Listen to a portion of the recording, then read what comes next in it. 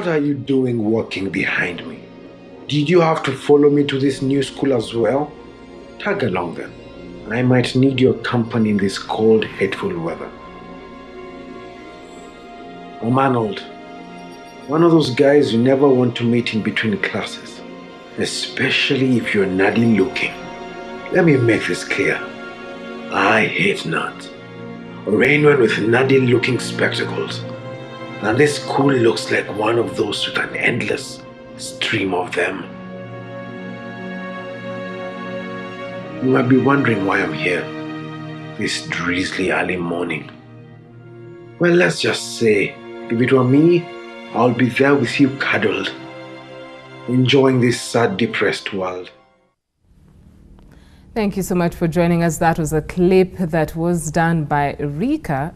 And we have the CEO in studio. And of course, the conversation that we're going to be putting forward is the African story, just dissecting a little bit more of what we need to do to curate our stories better, to be at the forefront of telling our African story, not to mention our Kenyan story. Joining us in studio is Mark Wambui, who is the CEO of Rika. Thank you so much for joining us. Thank you so much for having me. Thank you. When you're looking at curating of stories, let's start with your story. How did you find yourself in the corner of production, storytelling? I love the idea of storytelling and not calling it media productions. I think for a long time, and even if you look at a lot of filmmakers, a lot of people went through journalism rather than film.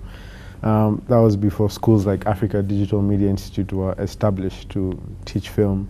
And I think at the core of it, it's really about storytelling, whether journalism, whether film, whether making commercials. And for me, growing up, I've always loved writing and poetry. And I think just having the ability to write something that people see is a really powerful thing.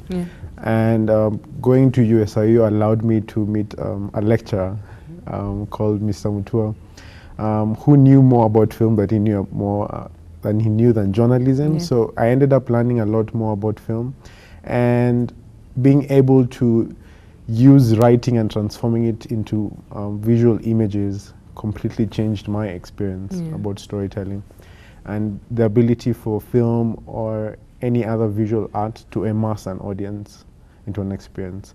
So I came through film through writing and trying to find a voice. When you're trying to find a voice, there are those who are also whispering into your corner, you're walking into journalism, a career that's already crowded, you're going to die. Oh yes. How did you navigate that? I think most of it was because when I was in high school, I decided I want to have a company and I want to tell my own stories. So we found a small office away from a lot of people. It was hidden on Drea Road, and we were really not exposed to a lot of what's happening in the industry. All we did was grind and work and pursue our own ideas and beliefs. And something that happens when you're hidden somewhere is that it allows you not to feel all that negative energy and allows you to grow up enough until now you're exposed to it. And by the time you are, at least you've been able to cross through those boundaries and all the walls that we have. And it is a very saturated market, to be honest. So you really have to find what you're good at. What is it saturated with? Is it saturated with the good? Is it saturated with the mediocre, I dare to say? Or is it saturated with lack of direction? Well, it's because, lack of direction could be part of it, but it's also because you have almost every college in Kenya has a media class or has some aspects of TV and media course. So what happens is that now you have a market that is really saturated, and there are very few avenues that you can be able to enter into. And I think this is a confession anyone who's done media will tell you. The first thing when you tell someone, oh, I make films. Oh, you shoot weddings. You know, it's like, that's the farthest you can go. It's like, no, you tell news. Not really.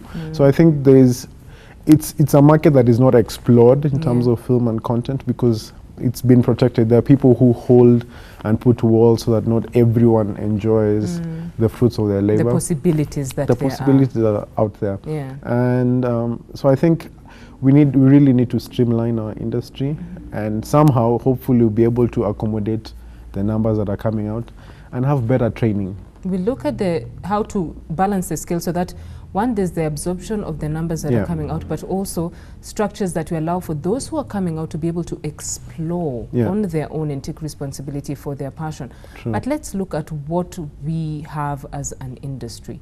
The moment you walked out, after the incubation period, you walked out, you saw the industry. What are some of the stories you felt we were missing as a country before we look at the continent as a country when it comes to curating our stories and telling our own stories the right way?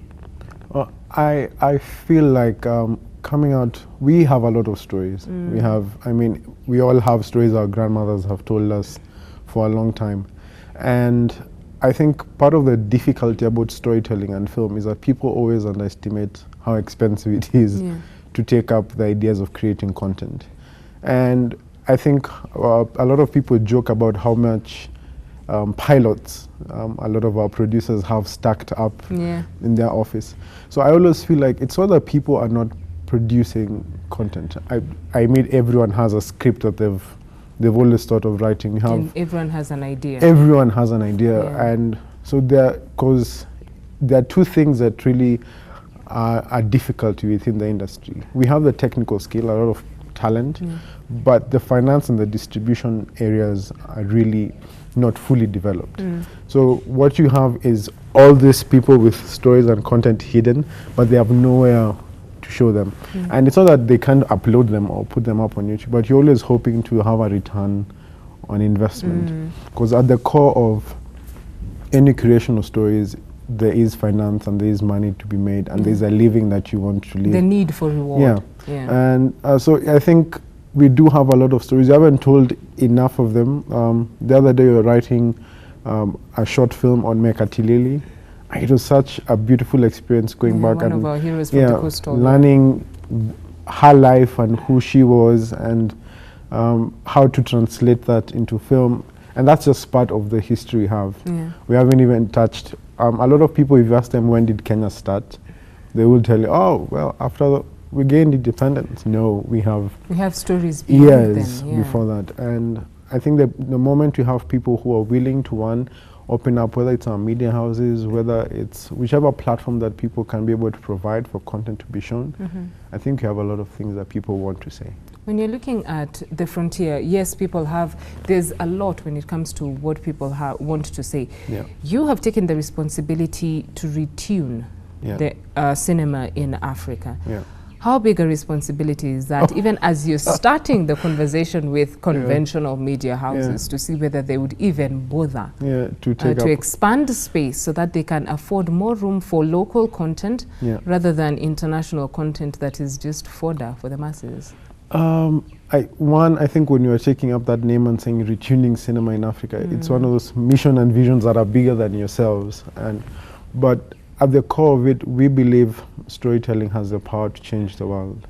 And we believe storytelling can move beyond just entertainment to using it as a force to tackle issues, the same way we were talking about Kenyan corruption and watching something like Tuko Macho and them using films and using content to address issues in a more interesting way.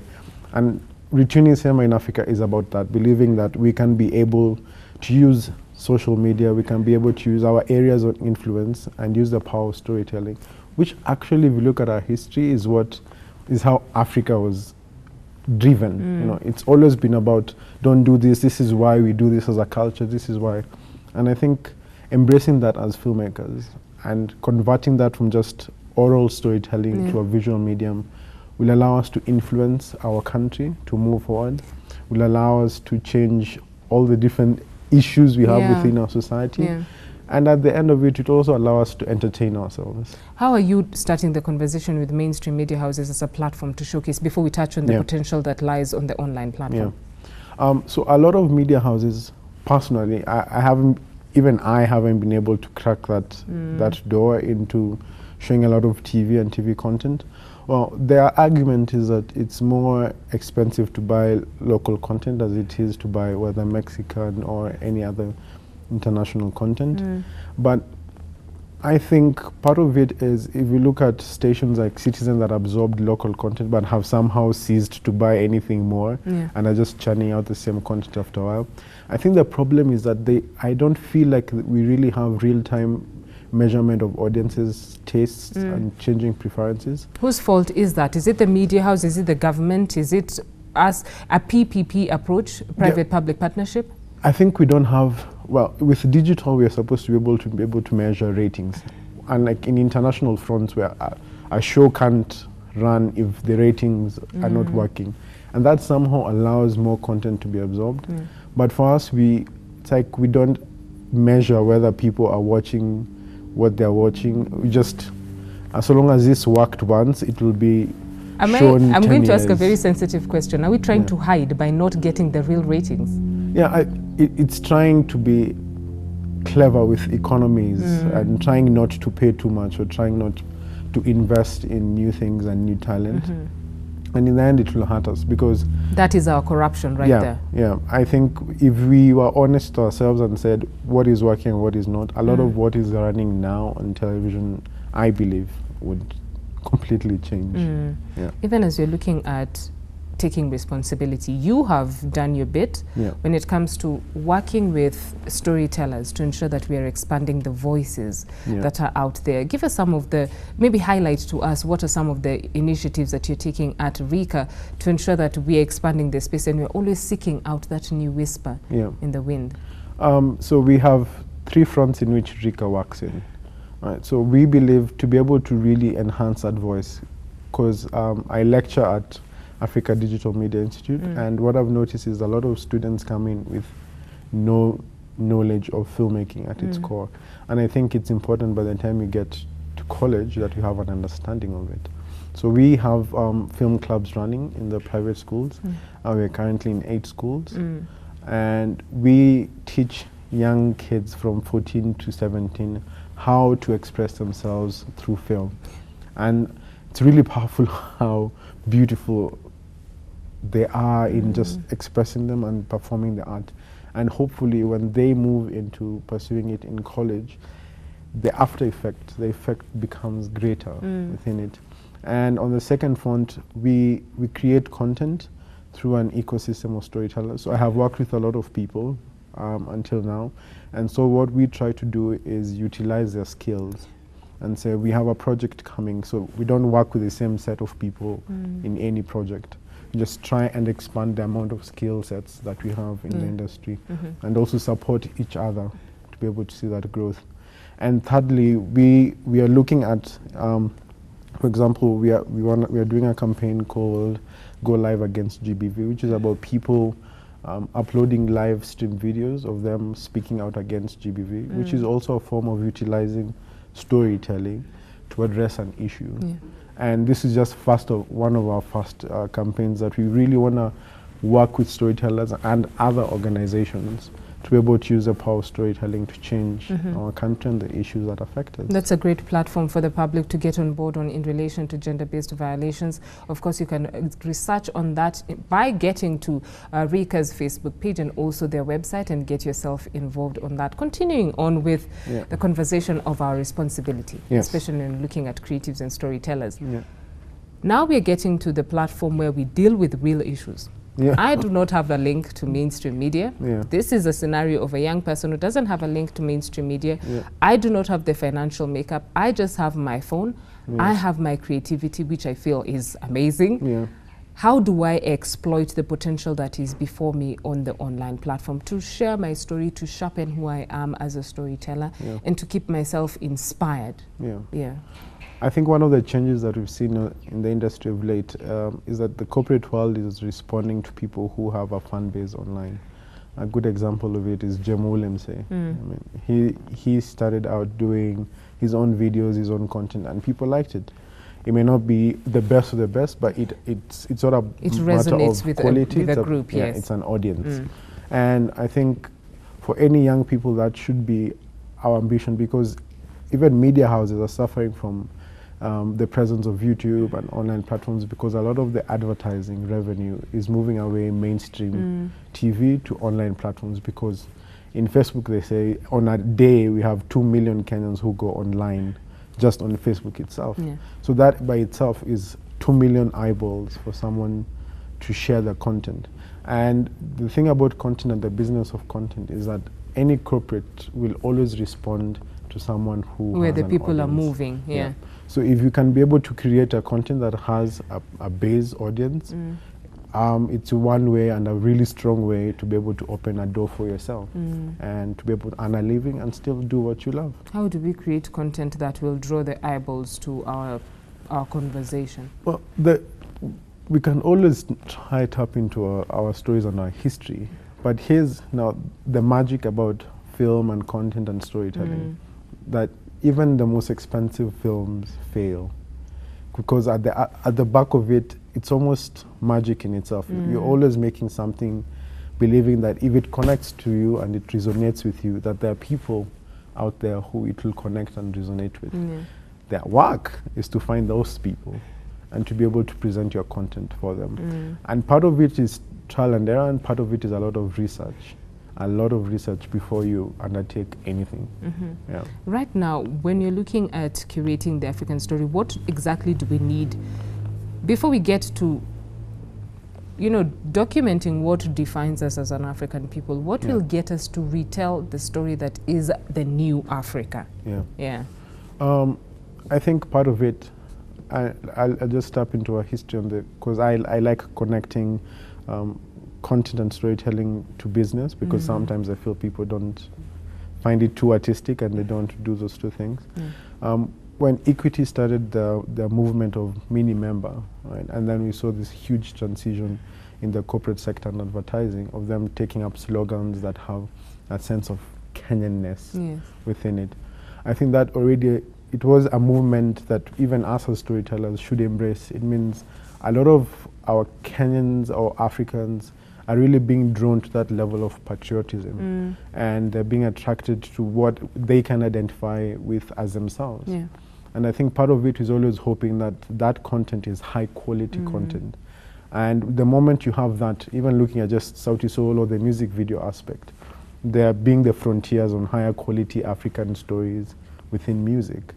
And so I think to be able to have that good quality African content is just about tapping into ourselves and really spending time to make sure that you don't just tell a good story, but you tell it well and in the best quality that you can. The African continent has there are several countries that are running ahead when it comes to always being constant in terms of churning out information that will be that will have great viewership. Nigeria has its Nollywood. South Africa is significant both on the continent and also on the international front. The northern part of the continent is significant in holding its own when it comes to telling the stories from the Middle Eastern and also the African Arabian front. Where is Kenya when it comes to telling our story? Because we want stories that resonate to who we are as a 21st century Kenyan, but the base of who we are as a people seems to be lost in the crowd, in the noise. It seems to be lost within the stories that are available on the African continent. We still don't have a stamp. It becomes, that's a beautiful broad question, but it becomes a bit interesting to look at it.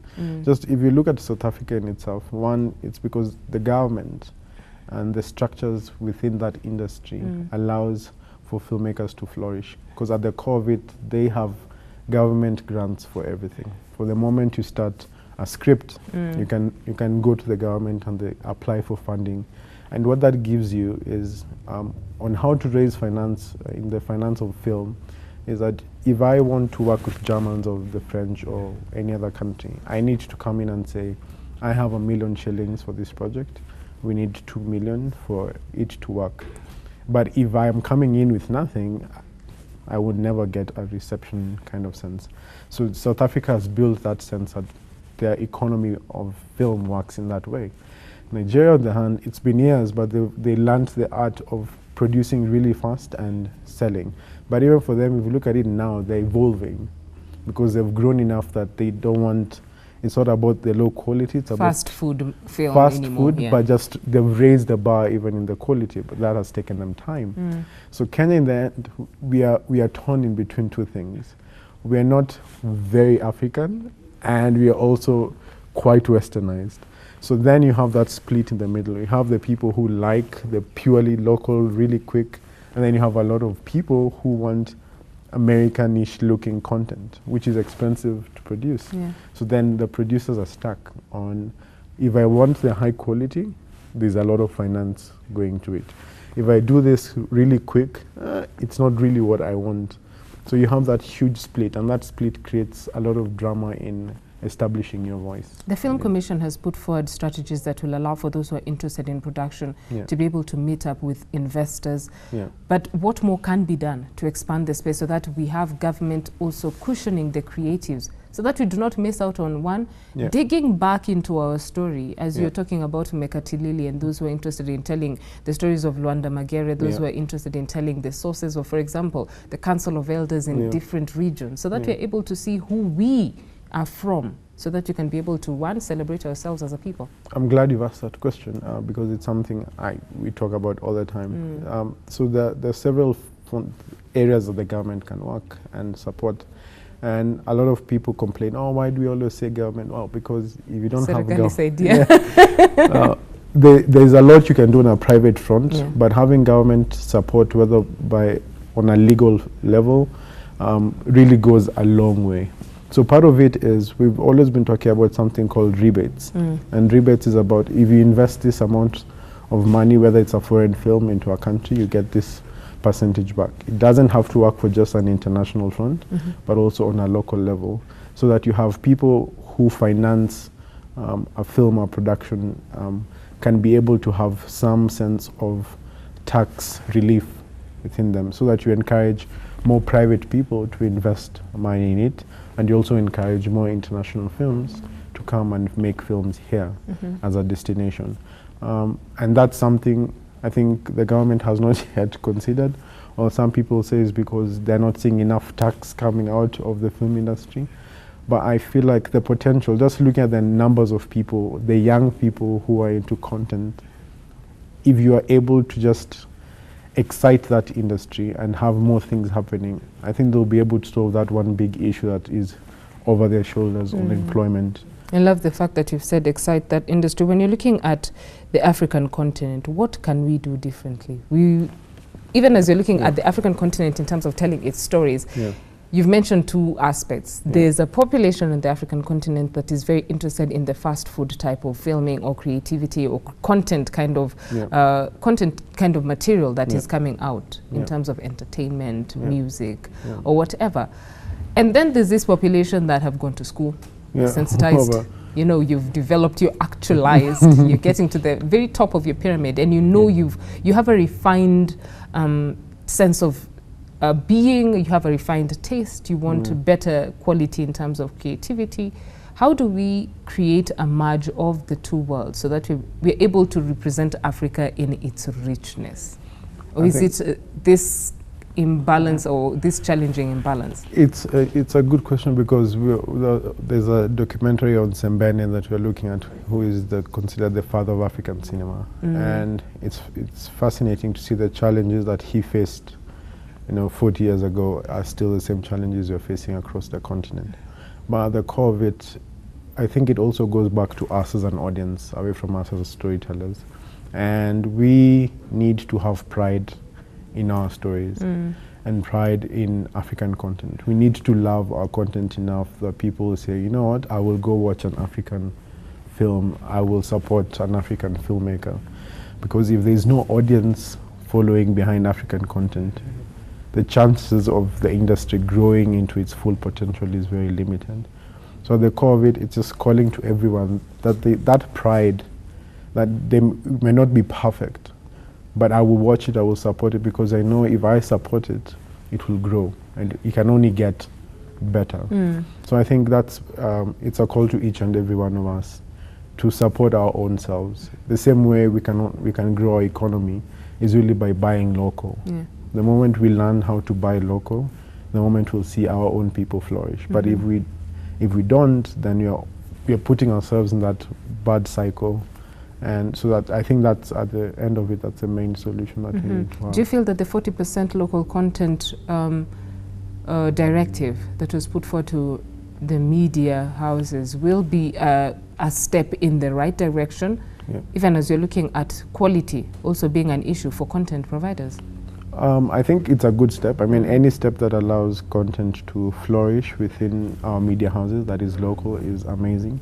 But what I would want is if the government could also probably insist, because there are certain time slots that are very prime, that people watch a lot, right? So in Kenya, for example, we know our mainstream content is news and politics. So any hour between 7:30 and that 9:30, any time before news, between news pieces and after is critical prime time, because that's when a lot of Kenyans are watching content.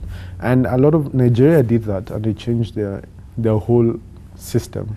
Because when you block the main hours and say, yes, we need 40%, but that 40% also has to work within a certain time slot.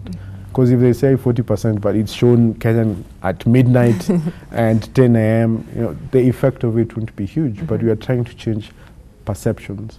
So if we block that time slot and say this is Kenyan content time, and then we look at ratings and say, all right, if this content is not working, people don't like it, remove it, put something else.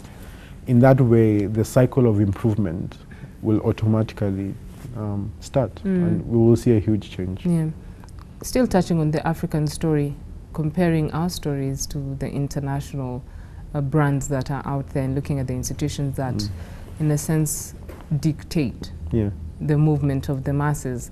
How do we best position ourselves as Africans? We have seen our fellow creatives in the North African front calling for the expansion of space for African Americans, looking at the Oscars as an award ceremony only for a particular majority population in North America. How do we expand our space as the African people, so that we do not call for those who are curating their stories to squeeze us in, but have our creativity squeezed in because it's worth celebrating? I think at the COVID, even if we look at just the history of American films, behind it is a corporate machine churning out. And American corporate industries support content because they know what the power of storytelling. One, to influence you and I to buy American, our perception of how the American society is, and reinforcing the ideologies and beliefs. And I think that also comes to us, that if our corporates support African content and put money behind it and push their marketing, and in turn also push their own ideas and beliefs and products. And our stories as and well. our stories as well. In that way, we will be able to really grow that sense. We can't be able to separate storytelling and content production away from finance, because if we don't have the backing to create our African stories, there will always be these small things that we show in our towns. So if we have that mechanism and the support from the government, from the private sector, and from audiences, I think then we are putting ourselves in a position where we'll be able to create our own Oscars on the African front. And then once we have our own Oscars, then they will be looking for a place to put in their own content within our framework. Because if there's success anywhere, anyone in the world follows it. France is still doing it. Everyone runs to Cannes. So it's something we can do, but we have a lot to do. We need to take responsibility, even as we're opening up the continent, to have a lot of our population travel without any kind of restriction. What are we going to do to ensure that our stories are traveling through the borders without any kind of restriction? But that's a conversation for another sitting. Let's dig a little bit into who you are as a creative, and maybe you can give tips to someone else out there who's interested in the creative world in terms of what are some of the tips that they need to be taking up, one, to keep themselves in check in terms of their creativity, keep themselves fresh. What exactly you do to keep yourself fresh in terms of your creativity, even as you're sharpening your skills as well? I think for me, how I keep myself fresh and keep myself going is that the industry is evolving so rapidly, whether it's on the technological front, whether it's on audiences' taste and preferences. And I think the thing about being a storyteller is that you're an artist. And artists are people who, for me, are vulnerable to what society is and how society is changing. So on a basic level, it's as not constantly being on your phone all the time, but giving yourself room to see the world, to see connect how with people the real behave, world, yeah. Because you can't translate that on screen if you don't experience it. So I think allowing yourself to be vulnerable to everything that's around you, everyone you meet, and just reading as much as you can. I think that opens up your mind and allows you to be able to translate that into stories. And that's at the core of it. At the core of it, just knowing society, seeing how our people behave, seeing how your parents talk to you, how your family relates with you, and writing that and producing that. In a sense, always being curious and sensitive. Yes, that's the most important Being curious thing. and sensitive, that's a very beautiful way to be as an artist. As we finish off, how do you ensure that you do not get overwhelmed by, one, the trends and where the eyeballs are, versus introducing a new voice to the population, even as we close? I think that's a hard one. But I believe if you have a passion for something, you give your life to it. And if you give your life to something, it doesn't matter what happens. I think I was watching a bit of, it's called V for Vendetta. And he said something very nice and said, the moment you're willing to die for something is the moment you begin to live. The moment you're willing to die for your own art, I think that's the moment you begin to practice it. That's the moment your story begins. Yeah. Thank you so much for joining us, Mark. It was a pleasure to get into your mind and your perspective when it comes to storytellers on the African continent, and also the potential that we hold as a people when it comes to curating our stories and the responsibility that we must take up to ensure that our stories do not die with our forefathers, but they keep staying up fresh and in our memories as a people. Thank you so much for joining us. That was our conversation on film in Africa, film in Kenya, and African stories on the international front right here on the morning show's Table Talk session. I've been your host, Beryl Oro, from the team and myself. Enjoy the rest of your viewing.